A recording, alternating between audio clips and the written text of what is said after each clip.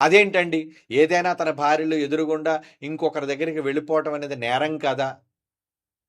ఏమండి? నేరం కదా అంటే నేరమే. నేరమైతే నేరమైతే అంటే నువ్వు చేసింది నేరం మాత్రం కాదా? నువ్వు చేసింది ఎలాగైతే నేరం అవుతుందో, దేవుడు నీ విషయంలో చేసేది కూడా, అమలు చేసేది శిక్ష. నీ నేరానికి దేవుడు అమలు చేసే శిక్ష. అది నీకు నేరం ఏమవుతుందేమో కానీ దేవుడికి నేరం అవ్వదు. ఆయనకి ఎందుకు నేరం అవ్వాలి? ఆయన నేరస్తుడని అడగడానికి మనకేం హక్కు ఉంది? కనుక దేవుడు దావీదు చూచుచుండగా ఈ ఘోరాన్ని ఎందుకు దేవుడు అనుమతించాడు అంటే, నువ్వు చేసింది నీ నెత్తి మీదకి వస్తుంది కదా, నువ్వు చేసిన పాపం నీ నెత్తికి చుట్టుకుంటుంది కదా, నువ్వు కన్ను తీసావు కాబట్టి నీ కన్ను కూడా తీసేయాలి కదా, నువ్వు ఎదుటివాడి భార్యని చెరిచావు కాబట్టి మరి నీ భార్యని ఎదుటివాడు చెరచాలి కదా. ఇది రూల్. మీకు అర్థమైందా? ఆ రోజు వాళ్లకున్న చట్టం, ధర్మశాస్త్రం అన్నారు దాన్ని. నువ్వు ఏ కొలతతో అయితే కొలిచావో ఆ కొలత నీకు కూడా కొలవాలి కదా. మరి ఇందులో ప్రతివాడు మరి అదేంటి ప్రభా, ఏదో నా భార్యలు మంచోరు కదా, నా భార్యలు నా కళ్ళ ముందు అలా వేరే ఒకళ్ళతో చేయటం అనేది తప్పు కదంటే అప్పుడు నువ్వు తిన్నగా ఉండు, నువ్వు జాగ్రత్తగా ఉండు, నువ్వు తప్పు చేయకుండా ఉండు, నువ్వు మంచిగా జీవించు. అంటే నువ్వు మాత్రం ఎవరినైనా చంపేయొచ్చు, నువ్వు ఎవరినైనా చెరిచేయొచ్చు, వేరే వాళ్ళు మాత్రం నీ వాళ్ళని చంపితే అది నేరం, వేరే వాళ్ళు నీ వాళ్ళని చెరిస్తే అది ఘోరం అని అనటంలో ఎంతవరకు న్యాయం చెప్పండి? కనుక దేవుడు దావీదు విషయంలో తీసుకున్న నిర్ణయం, అమలు చేసిన శిక్ష అతడు చేసిన పనికి గాను ఇవ్వబడింది.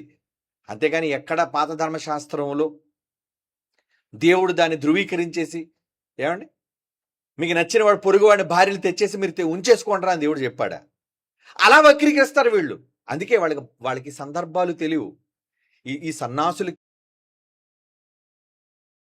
మూర్ఖులు ఎవరైతే ఉన్నారో, ఏమండి ఈ ఈ ఈ భయంకరమైన తప్పుడు విధానాలను ప్రజల మధ్యకు తీసుకుని వెళ్ళేవాడు తలా తెలియదు, తోక తెలియదు.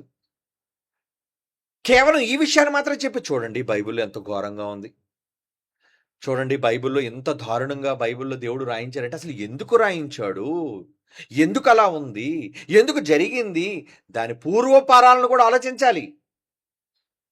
ఏమండి ఒక వ్యక్తికి శిక్ష అమలు చేసేటప్పుడు కోర్టు ఏం చేస్తుంది తెలుసా అండి? పూర్వపరాలు అంటారు. అంటే దాని ముందు వెనక అసలు ఏం జరిగింది, హత్యతం చేశాడా లేదా, అసలు నేరస్తుడా కాదా అయినా, ఇవన్నీ విచారణ జరుగుతుంది.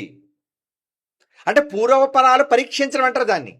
మరి వెనక ముందు తెలుసుకోకుండా బైబిల్లో ఉందా కాదా అని ఏదో ఒక మాట తీసుకొచ్చి దేవుడు చూడండి ఎంత సొంత భార్యలు తీసుకెళ్ళి ఇంకొకరికి అప్పచెప్పేశారండి వాళ్ళ కళ్ళ ఎదురుగుండా.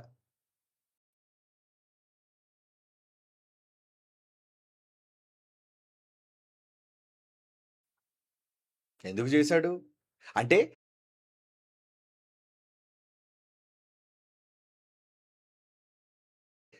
భవిష్యత్తులో నువ్వు చేసుకొని నువ్వు కొని తెచ్చుకున్నావు, నువ్వు కొని అంటే అలా దావీదుకు వచ్చిన శాపం అతను స్వయంగా చేసుకున్నది. దేవుడు ఏ తప్పు చేయకుండా మంచి వాడికి ఇచ్చేశాడా చెప్పండి? రెడ్ లైట్ ఏరియాగా పోయాడు, ఎయిడ్స్ వచ్చేసింది. రెడ్ లైట్ ఏరియాగా పోయాడండి, రోగం వచ్చేసింది ప్రాణాంతకమైనది. మరి ఇప్పుడు ఎవరి తప్పు? అంటించిన ఏమండి ఆ ఏరియాలో ఎవరైతే అంటించారో, ఎవరైతే ఆమె దగ్గరికి వెళ్ళాడో ఆమెదా నేరం, లేదా వెళ్ళిన వీడిదా నేరం? నువ్వు వెళ్ళావు, అక్కడ రోగం ఉంది, అది తెచ్చుకున్నావు, అంటించుకున్నావు. ఏమంటే నేను మంచోడు కదండి, రోగం లేకుండా వెళ్ళాను, అక్కడికి వెళ్ళిన తర్వాత రోగం అంటించేశారండి అని రెడ్ లైట్ ఏరియా మీద కంప్లైంట్ ఇస్తావు నువ్వు? ఏమండి రోగాన్ని ఎక్కించుకున్న తర్వాత కంప్లైంట్ ఇవ్వచ్చండి? ఇస్తే మాత్రం వాళ్ళేమంటారు, నువ్వు కోరండి వెళ్ళావు కదా, కొని తెచ్చుకున్నావు కదా, నీ అనుభవించు, చేసిన దానికి అనుభవించాను అంటారు ఎవరైనా. అంతేనా మీ నోటంబడి వచ్చే మాట? మరి దేవుడు అనకూడదా? దావీదుతో దేవుడు అనకూడదా, చేసిన దానికి అనుభవించు నువ్వు? వేరే వారి భార్యలు తీసుకొచ్చి బలవంతంగా నువ్వు చేసావే తప్పు. ఏమండి స్నానం చేస్తున్నప్పుడు చూశాడు బత్సెబని, బత్సెబ ఒప్పుకోలేదు. రాజుని నేను ఆజ్ఞాపించాను రా అన్నాడు, అంతే.